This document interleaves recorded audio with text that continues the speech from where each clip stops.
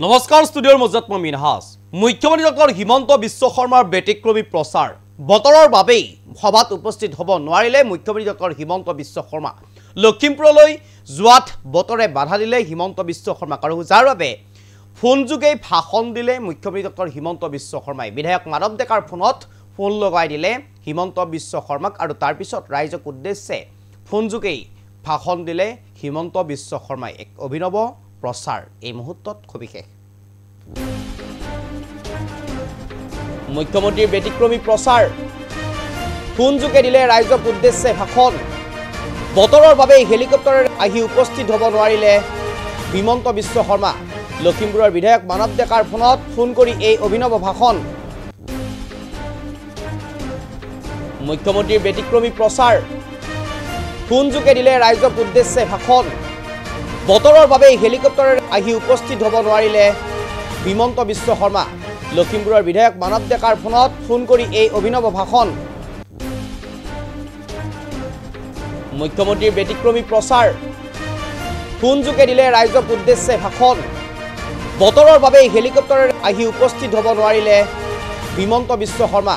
লখিমপুৰৰ বিধায়ক মানৱ ডেকাৰ ফোনত ফোন কৰি এই অভিনৱ ভাষণ এই মুহূৰ্তত কবিকাক লৈ কাৰণে চেষ্টা কৰিছো মুখ্যমন্ত্ৰী হিমন্ত বিশ্ব শৰ্মাৰ ব্যতিক্ৰমী প্ৰচাৰ ফোন যোগে দিলে ৰাইজক উদ্দেশ্যে ভাষণ বতৰৰ বাবে হেলিকপ্টাৰেৰে আহি উপস্থিত হ'ব নোৱাৰিলে সভাস্থলীত লখিমপুৰৰ বিধায়ক মানৱ ডেকাৰ ফোনত ফোন কৰি এই অভিনৱ ভাষণ প্ৰদান কৰিলে হিমন্ত বিশ্ব শৰ্মাই সমাগত পঞ্চায়ত নিৰ্বাচন আৰু পঞ্চায়ত নিৰ্বাচনক লৈ এতিয়া ৰাজ্যৰ প্ৰান্তে প্ৰান্তে আৰম্ভ হৈছে প্ৰচাৰ তুংগত উঠিছে প্ৰচাৰ শাসক বিৰোধী সকলোৱে আৰম্ভ কৰিছে এতিয়া প্ৰচাৰ তাৰ মাজতে এনেদৰে লখিমপুৰত দেখা গ'ল এক অভিনৱ প্ৰচাৰ হিমন্ত বিশ্ব শৰ্মাৰ বতৰৰ বাবে উপস্থিত হ'ব নোৱাৰিলে বতৰৰ বাবে নচলিলে হেলিকপ্টাৰ আৰু যাৰ বাবে হিমন্ত বিশ্ব শৰ্মা সভাত উপস্থিত হ'ব নোৱাৰিলে ফোন যোগে ৰাইজক উদ্দেশ্যে দিলে ভাষণ ফোন লগাই দিলে বিধায়ক মানৱ ডেকাই ভাষণ দি গ'ল ফোনৰ জৰিয়তে মুখ্যমন্ত্ৰী ডক্টৰ হিমন্ত বিশ্ব শৰ্মাই এই মুহূৰ্তত সেই ভাষণটো আছে সেই ব্যতিক্ৰমী ভাষণটো আপোনালোকৰ বাবে আগবঢ়াইছোঁ মোবাইলতে ভাষণ মোবাইলতে কৰিব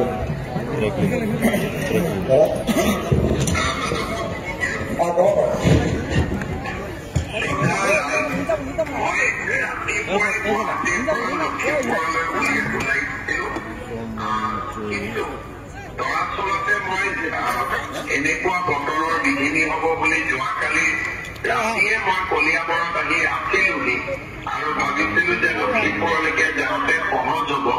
কিন্তু ব্ৰহ্মপুত্ৰৰ ওপৰত বহুত বেছি মেঘ থকাৰ কাৰণে মই হেলিকপ্টাৰ দি উৰিব নোৱাৰিলো সেইবাবে লখিমপুৰত উপস্থিত হ'ব নোৱাৰিলো তাৰ বাবে মই আপোনালোকৰ ওচৰত ক্ষমা প্ৰাৰ্থী পঞ্চায়ত নিৰ্বাচন উপলক্ষে মোৰ মনত থকা কেইটামান কথা আপোনালোকৰ আগত নিবেদন কৰিম আপোনালোকে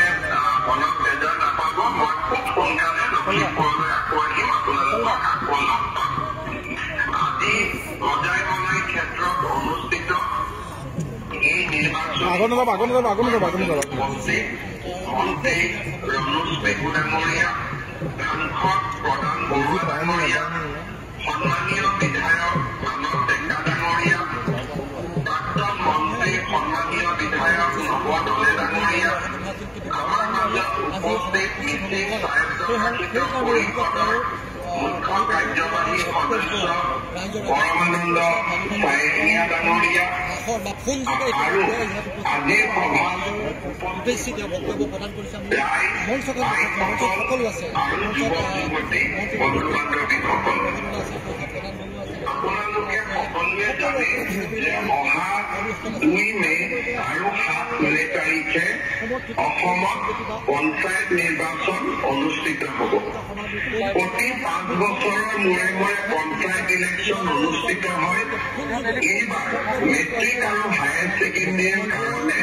আমি কেইটামান দিন পঞ্চায়ত নিৰ্বাচন পিছুৱাই দিবলগীয়া হ'ল এইবাৰ পঞ্চায়ত ইলেকশ্যনত কেইটামান নতুন দিশ আছে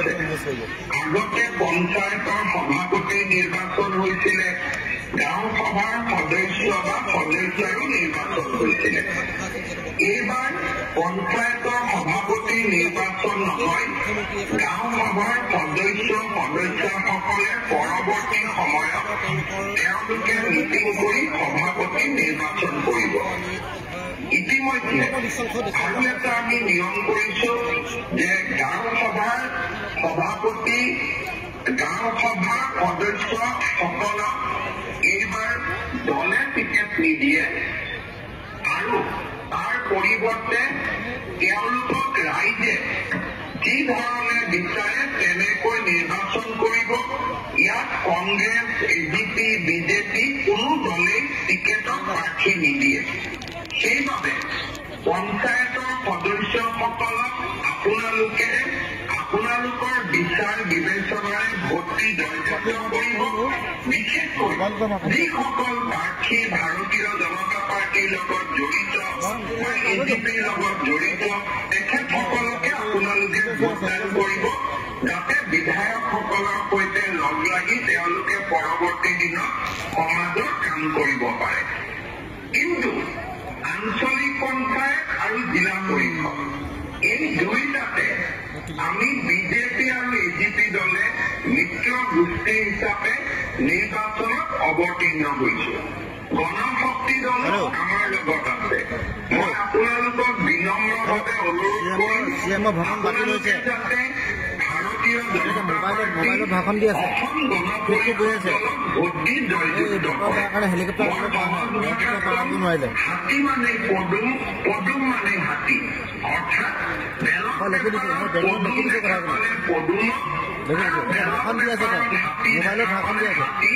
আমি দুইটা দলে লখিমপুৰ জিলাত খুব ভাল বুজাবুজিৰ মাজেৰে নিৰ্বাচনত প্ৰতিদ্বন্দ্বিতা কৰিছো। আৰু গণশক্তি দলৰ প্ৰাৰ্থীসকলেও পদুমপুৰৰ ছবিতে বিজেপিৰ লগতে লগ লাগি নিৰ্বাচনত প্ৰতিদ্বন্দ্বিতা কৰিছে। ৰাইজ, মই আপোনালোকক কেইটামান কথা ক'ব বিচাৰো। 2019 চনত আমি লখিমপুৰ বিধানসভা সমষ্টি বগী নদী, ঢকুৱাখানা, নাওবৈচা, ৰঙানদী, বিহপুৰীয়া আমি 22,000 ৰাইজক অৰুণোদয় আঁচনি দিছিলো। কংগ্ৰেছ দলে মোক বহুত সমালোচনা কৰে যে অৰুণোদয় কিয় দিব লাগে। মই কংগ্ৰেছক ক'ব খোজো যে লুঙি ধুতি দিয়াতকৈ আমি অৰুণোদয় দিব লাগে। লুঙি ধুতিৰ ৰাজনীতি আমি শেষ কৰিব লাগে। আমি অৰুণোদয় আৰু নিযুত মইনাৰ ৰাজনীতি কৰিব লাগে। মই মাজে মাজে কংগ্ৰেছক কওঁ যে আপোনালোকে অৰুণোদয় সমালোচনা কৰে, কিন্তু লুঙি ধুতিক সমালোচনা নকৰে, সূতা কম্বলক সমালোচনা নকৰে, আঁঠুৱাক সমালোচনা নকৰে। যোৱাকালি মই এখন মিটিঙত কৈছো যে কংগ্ৰেছৰ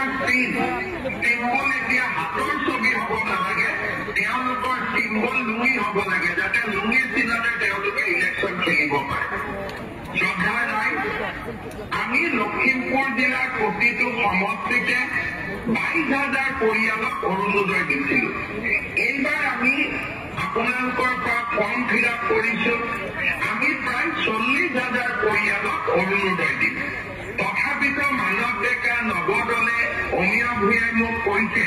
যে কিছু মানুহ আৰু বাদ পৰি যাব। মই আজি আপোনালোকৰ প্ৰতিশ্ৰুতি দিছো, ঢকুৱাখানা সমষ্টি, লখিমপুৰ সমষ্টি,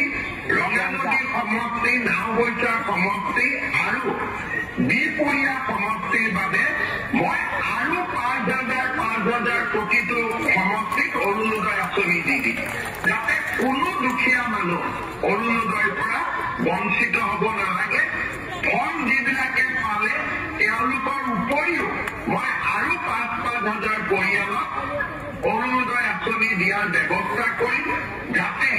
প্ৰতিজন দুখীয়া পৰিয়ালে